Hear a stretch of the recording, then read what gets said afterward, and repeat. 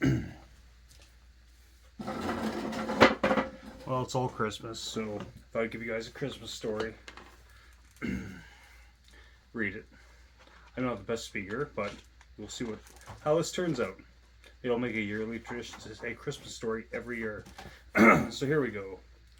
'Twas the night before Christmas, and up in the tower, everyone was partying except one wallflower.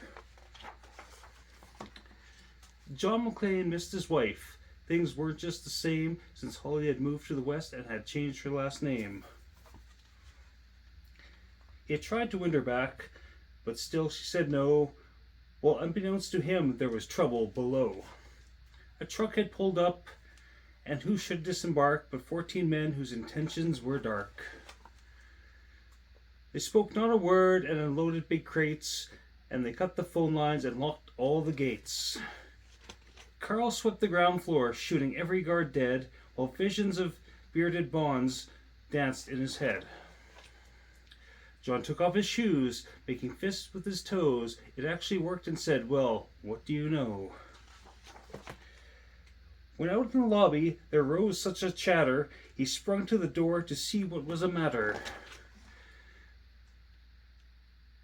When what to his wandering eyes should appear, holy crap, there are terrorists in here.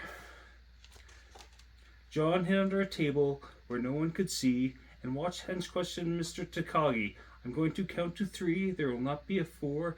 Give me the codes to open the vault door." "I do not know the codes, so go ahead and shoot."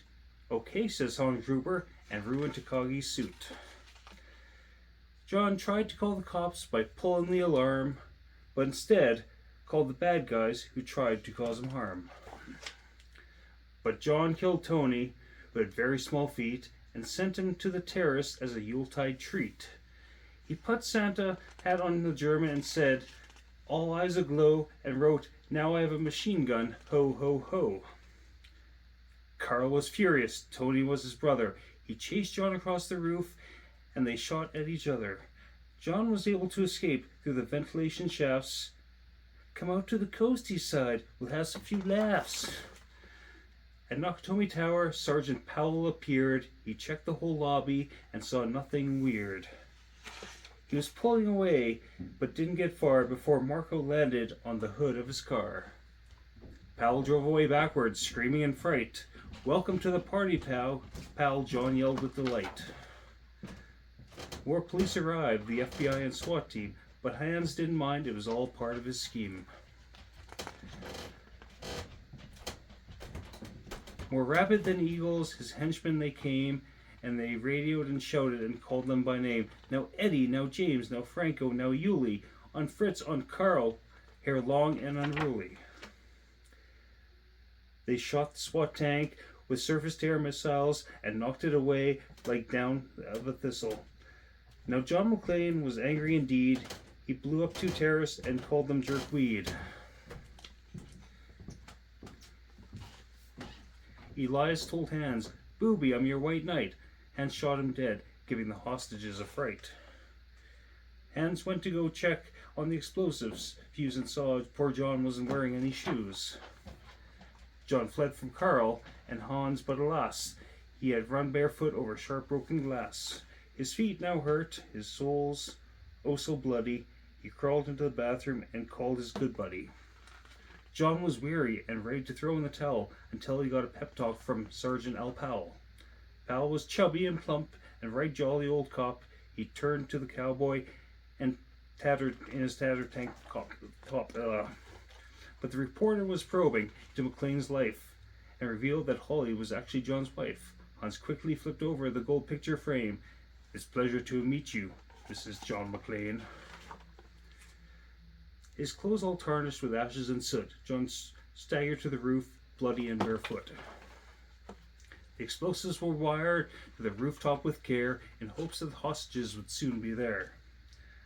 John warned everyone the roof would soon blow, and the choppers scattered him with high-powered ammo.